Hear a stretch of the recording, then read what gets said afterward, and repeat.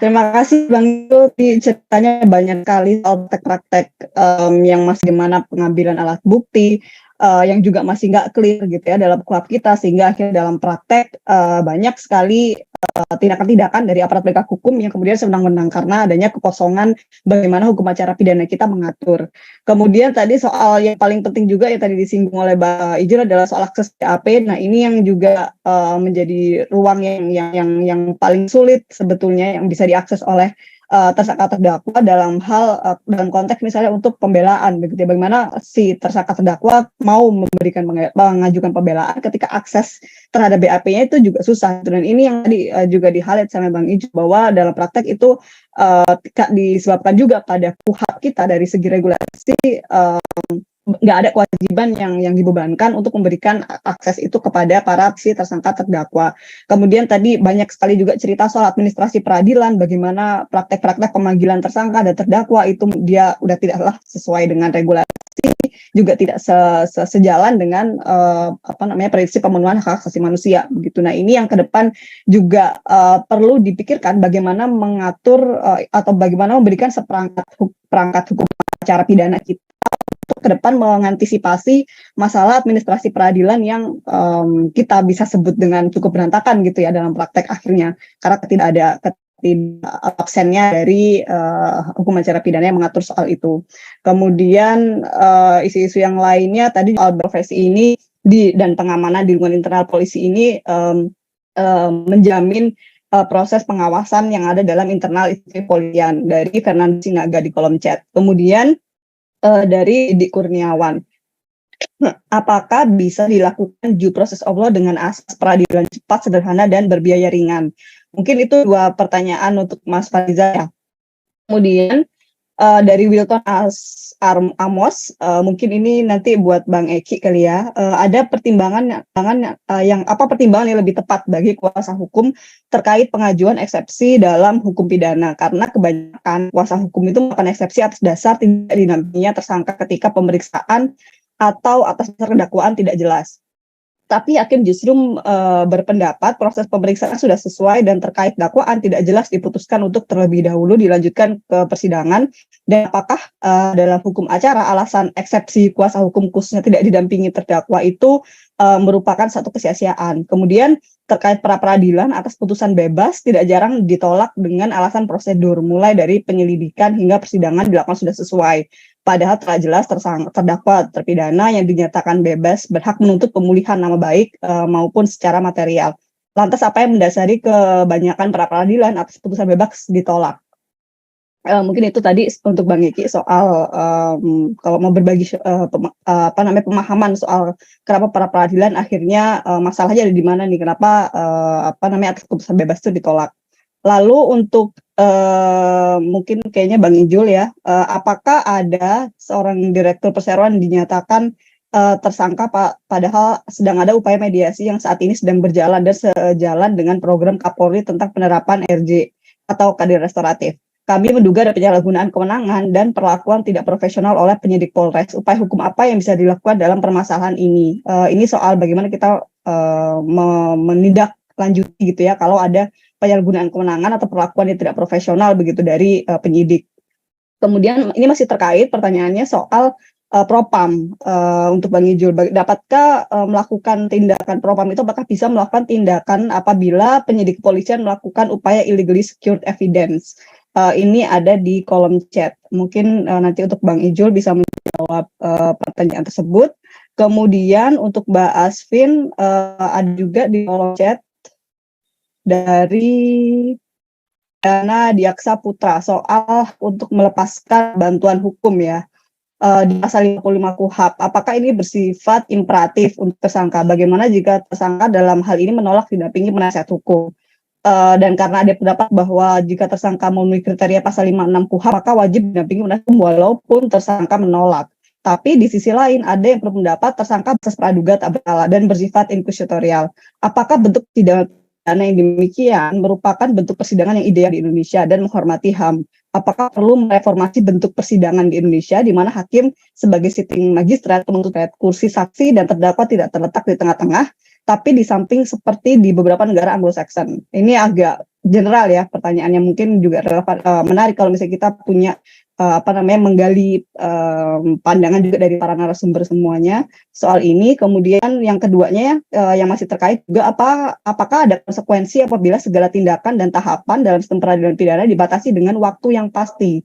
Apakah mempengaruhi usaha mencari kebenaran material? Nah, ini juga pertanyaan yang mendasar dan yang kayaknya penting juga untuk kita bisa mendapatkan pandangan juga dari para narasumber.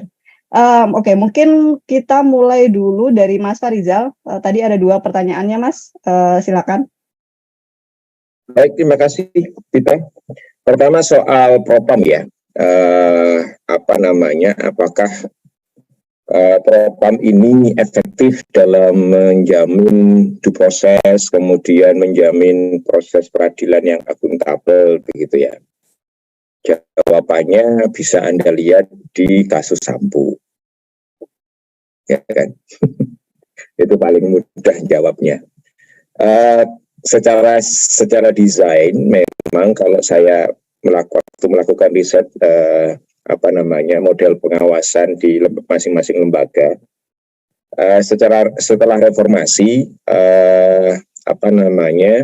Undang-Undang 2022 kan memisahkan TAP MPR, kemudian konstitusi juga memisahkan Polri dari ABRI. Propam itu kan desainnya itu kalau kita lihat mirip dengan polisi militer di Angkatan Bersenjata Republik Indonesia.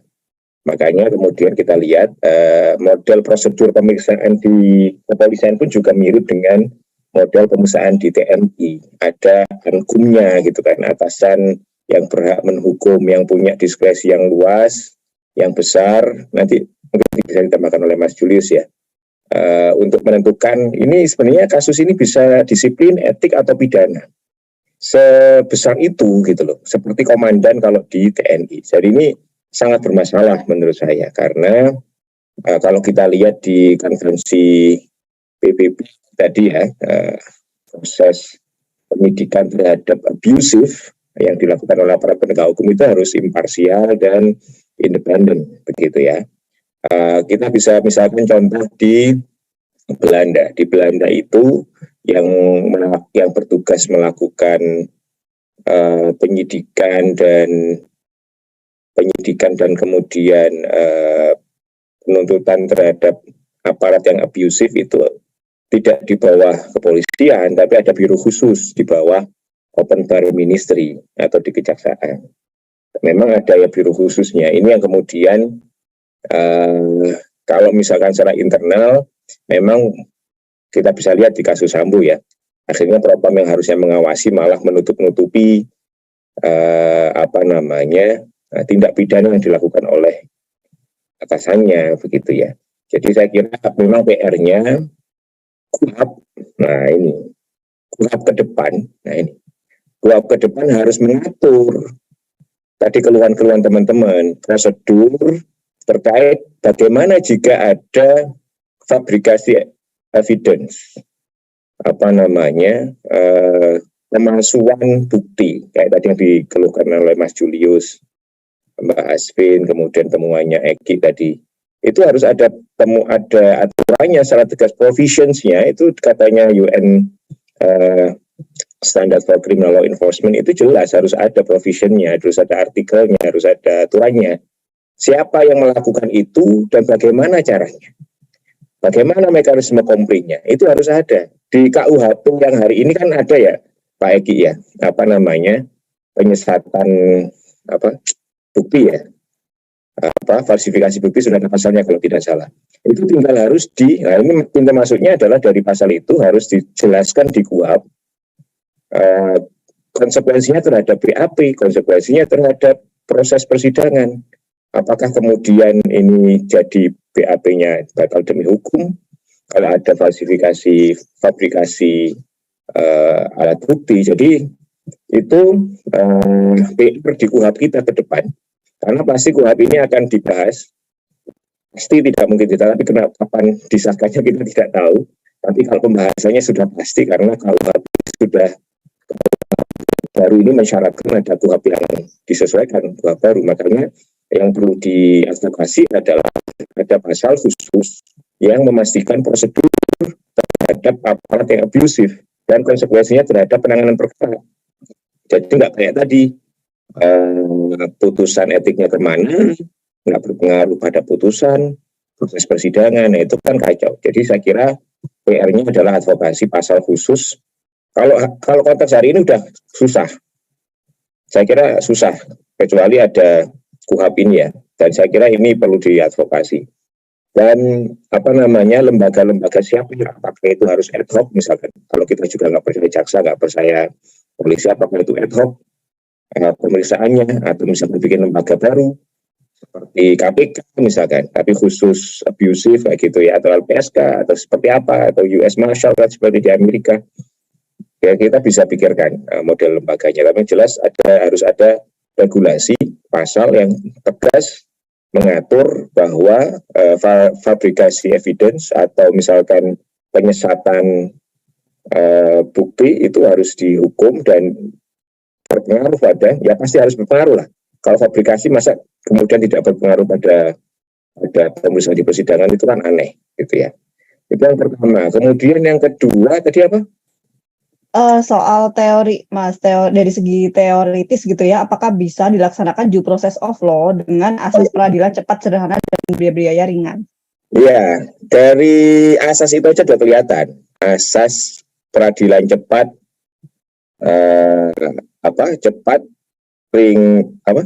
cepat, sederhana, berbiaya ringan. Sederhana dan berbiaya ringan.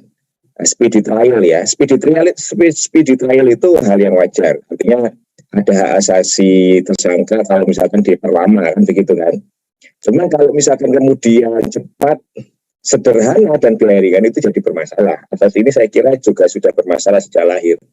Karena kalau sederhana, kita lihat dulu kalau misalnya pembuktiannya susah, kasus-kasus organized crime dan transnational crime itu tidak sederhana. Kasus PKS, kekerasan seksual itu pembuktiannya tidak sederhana. Apakah murah? Tidak murah. Namanya penyidikan, penuntutan itu tidak murah. Saya kira ini asas yang harus dikritisi ya, karena penanganan perkara pidana itu tidak murah, mahal. Kalau ingin memastikan bahwa yang dihukum itu orang yang benar, ini sangat tidak due process. Kalau misalkan cepat speedy trial itu kaitannya dengan efisiensi. Efisiensi itu mantra yang ada di criminal crime control model di value-nya adalah penanggulangan kejahatan agar cepat masyarakat tenang kan begitu kan. Kalau diproses kan banyak obstacle. Jadi kalau asas ini saya kira kalau speedy trial to some extent oke ya. Maksudnya memang persidangan harus cepat agar memberikan kepastian. Tapi kalau sederhana dan murah itu saya kira sangat problematik. Karena pada dasarnya persidangan, penyidikan dan penuntutan itu kalau dilakukan secara serius dalam kasus-kasus, tidak semua kasus sederhana, kecuali kasusnya karena ingin sederhana dan biaya ringan, akhirnya tersangkanya dipukulin kan begitu kan, biar murah. Ya kan, biar murah. Karena kalau misalkan tersangka tidak mengaku itu jadi mahal. Memanggil saksi yang lain, kemudian ada forensik, itu kan tidak murah. Gimana dipukuli lah, itu saya kira ini di KUHP ke depan harus dihapus pasal ini. Kecuali yang speedy trial ya, nah itu mungkin harus ada di perjelas lagi. Tapi kalau sederhana dan murah kok problematik ya. Itu. Oke. Makasih Mas Farizal atas tanggapannya. Mungkin selanjutnya Mbak Asvin tadi boleh dijawab Pak pertanyaannya yang soal melepaskan hak dan dan beberapa uraian tadi yang sudah dituliskan di dalam Q&A Mbak. Ya, terima kasih. Tadi sangat bersemangat ini pesertanya semua dan memiliki pengetahuan tentang hukum acara luar biasa. Tadi yang Kak Dana yang melepas bantuan hukum, sebetulnya kalau kita lihat ada dua kategori, satu hak bahasanya dan di hak lain dan di pasal lainnya menjadi kewajiban untuk yang tindak pidana tertentu 5 tahun ke atas itu. Dan sebagai hak sebetulnya kalau dari sudut hak asasi manusia dia boleh dipakai, boleh tidak. Tetapi kalau dalam konteks Indonesia saya melihat ada jadi lubang hukum penasihat polisi itu seperti cerita-cerita tadi itu mendorong polisi dan penyidik dan penuntut umum mendorong agar tersangka tidak menggunakan kuasa hukum. Nah, itu yang harus dipikirkan. Dan meskipun di dalam KUHP dikatakan bahwa dia berhak untuk memilih sendiri bahwa bantuan hukum itu harus sesuai dengan pilihannya, tapi itu kan jarang terjadi yang di pocket lawyer. Nah, karena itu saya merasa dalam melakukan perumusan norma kita perlu mempertimbangkan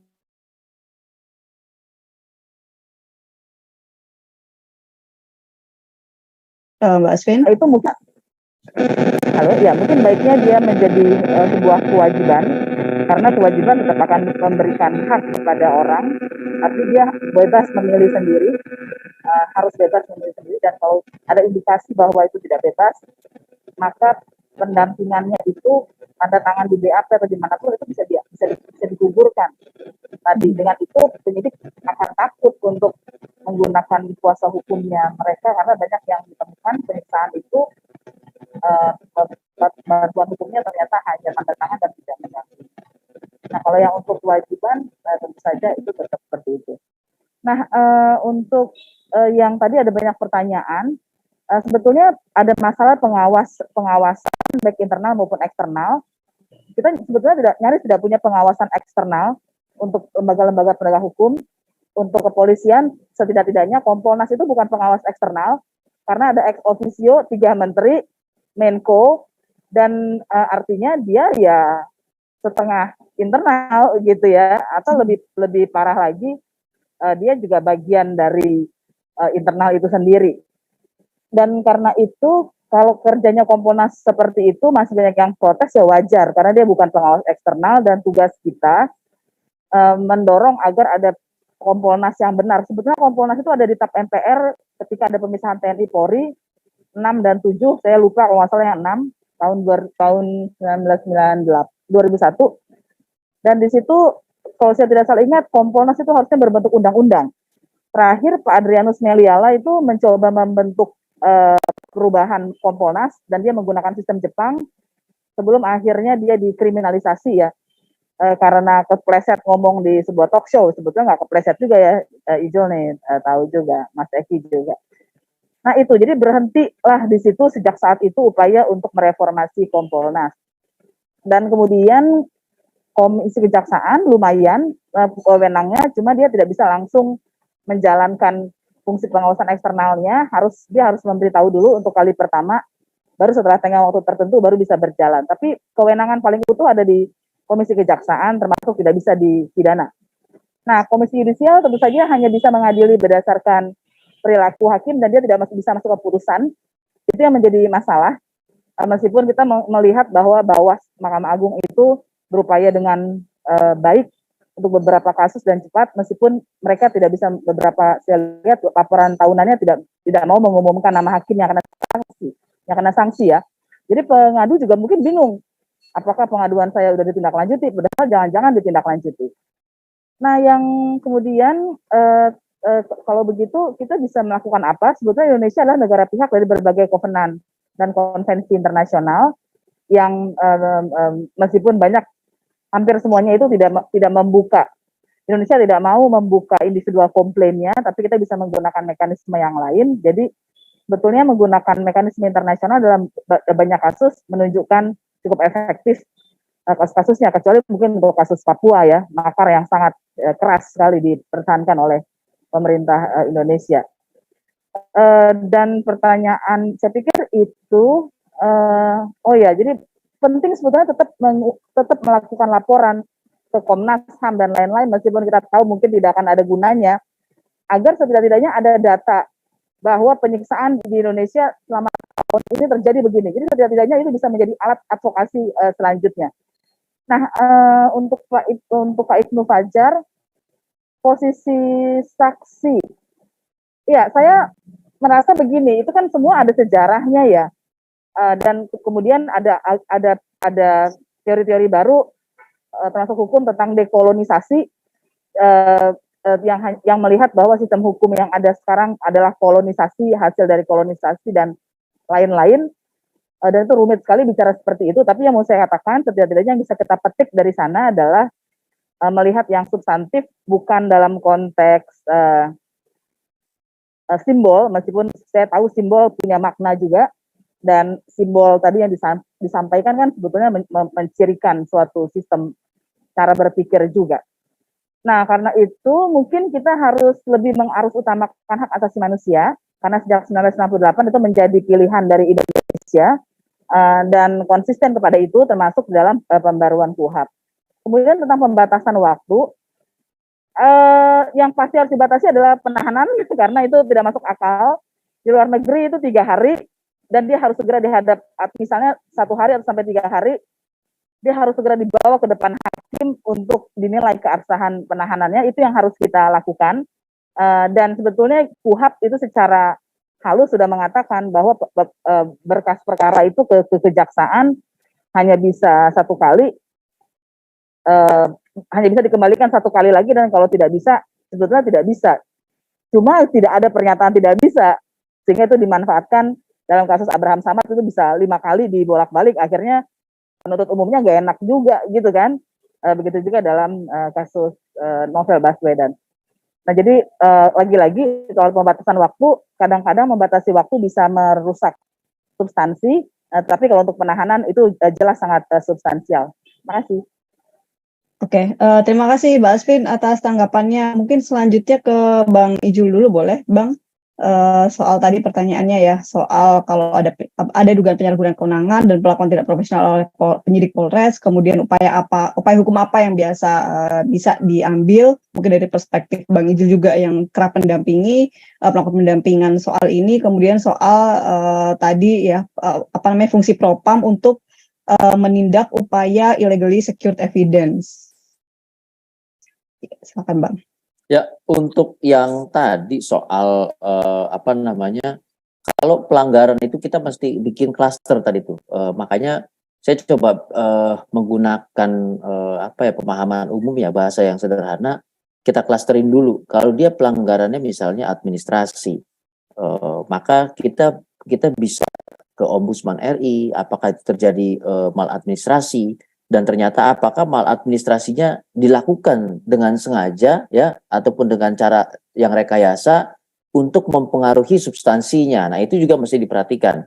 Jadi jangan cuma nanti pemeriksaannya cuma ya terjadi maladministrasi lalu dibuat administrasi yang diperbaiki, tapi relasi dengan substansinya nggak digali, ya itu percuma aja, sama aja bohong. Itu satu ya. Jadi kalau lebih jauh saya nggak bisa berkomentar. Tadi ada istilah mediasi restoratif justice. Nah, ini jangan sampai salah. Mediasi cuma terjadi ketika dia membahas persoalan hukum perdata ya. Kalau pidana itu memang ada konsep mediasi penal dan segala macamnya, tapi kemudian ada batasan. Dia nggak boleh diberlakukan di seluruh perkara. Misalnya pembunuhan, mana ada mediasi pembunuhan ya. Menyebabkan kematian, mana ada menyebabkan kematian ya. Misalnya salah satu contoh kasus meninggalnya mahasiswa FISIP UI ya, yang diduga ditabrak oleh perwira kepolisian gitu, lalu dimediasikan. Apa yang bisa dimediasikan, termasuk restoratif justice yang digunakan, itu juga ada batasannya. Dan prinsipnya restoratif justice itu bukan sarana untuk 86. Nah, itu jangan sampai salah gitu ya. Bukan juga sarana untuk menghentikan perkara dalam konteks dia jadi dasar penghapusan pidana, bukan seperti itu. Tapi bagaimana mengedepankan perspektif kepentingan si korban. Kira-kira begitu. Jadi bukan tiba-tiba udah harusnya udah jadi 86 ini. Nah, kalau kaitannya dengan pemanggilan sidang, pemeriksaan sidang yang tidak layak, saya pikir ini sudah tiba-tiba ada putus, kemudian jadi tanpa hadirnya terdakwa dalam persidangan. Nah, ini udah jadi masalah besar, bukan kaitannya cuma dengan proses ya. Itu bisa dilaporkan kepada Komisi Yudisial, cek juga ke Badan Pengawasan di Mahkamah Agung. Karena seringkali praktik-praktik begitu. PBHI pernah menyoroti satu pola yang sama kaitannya dengan persoalan hak perempuan ya, teman-teman tenaga kerja buruh migran ya, perempuan yang ketika bertugas bekerja di luar negeri, kemudian suami dan anaknya berada di Indonesia, ini banyak di daerah Jawa Barat, kemudian digugat cerai, suaminya kawin lagi, tapi tidak pernah ada pemanggilan yang layak, persidangan tidak pernah menyatakan bahwa dia tidak bisa hadir dan segala macamnya, tidak ada pengumuman koran, atau putus. Nah, ini sering terjadi pola-pola seperti ini. Jadi mesti dicek apakah itu dilakukan dengan sengaja untuk memastikan bahwa substansinya kemudian ada putusan first take tanpa perlawanan dan segala macam, itu perlu dicek. Ada komisi yudisial, ada juga badan pengawasan yang sedang bekerja keras membersihkan Mahkamah Agung yang dalam kondisi kritis saat ini, itu juga perlu apa istilahnya dilaporkan kepada mereka. Nah, untuk yang kedua ini mungkin maksudnya illegally obtained evidences kali gitu ya, alat-alat bukti yang diperoleh atau yang diambil secara melawan hukum, secara melanggar hukum, itu dua istilah yang berbeda, teman-teman. Ini juga bagian dari prinsip-prinsip exclusionary rules kalau nggak salah. Di Indonesia memang nggak ada, ya belum ada. Nanti tanya sama Pak Eki, sana Pak Farizal juga. Kita masih jauh dari sistem itu, tapi kita sudah punya International Covenant on Civil and Political Rights, di mana dalam pasal-pasal kaitannya dengan proses peradilan, mulai dari pasal 7 sampai ke bawah itu 8, 9, 10, 11 menyatakan dengan tegas bahwa setiap alat bukti, setiap materi yang diajukan kepada persidangan, di hadapan persidangan, ketika dia didasari oleh cara-cara yang salah, ya unprocedural bahasanya, kemudian jika ditemukan ada penyiksaan di pasal tentang penyiksaan, itu majelis hakim wajib untuk tidak memberikan pengakuan. Nah, bahasanya begitu. Ya. Jadi wajib untuk tidak memberikan pengakuan. Kalau kita ngomong di persidangan, artinya memang tapi ini juga di dalam undang-undang kekuasaan kehakiman dan juga undang-undang Mahkamah Agung ini tidak secara tegas dinyatakan demikian, dan dalam praktik seringkali ketika kita ajukan, Pak terjadi penyiksaan, Pak ini terjadi pengambilan alat bukti yang ilegal, tidak ada prosedural segala macam, sehingga berpotensi direkayasa dan segala macam, pengadilan selalu meminta bahwa oke, itu satu kasus sendiri. Coba buktikan apa dasar hukumnya, apakah ada putusan yang lain terkait dengan itu dan segala macam, itu sering. Meskipun ada juga presiden bagus ketika saya masih di LBHI waktu itu mendampingi salah satu terpidana kasus narkotika, dan ini syarat rekayasa, dan kami menemukan bukti-bukti adanya penyiksaan ketika di BAP tanpa ada pendampingan. Tangannya disundut-sundut rokok, kakinya ditaruh di bawah kaki meja, lalu mejanya didudukin, jadi jempol jarinya kuku-kuku jari kakinya tuh hancur, dan kami ajukan itu dalam materi kasasi, dan kemudian majelis hakim di kasasi menilai bahwa ini ada potensi obstruction terhadap alat-alat bukti yang diajukan, sehingga validitasnya perlu kami pertanyakan. Kemudian diputus bebas. Itu presiden yang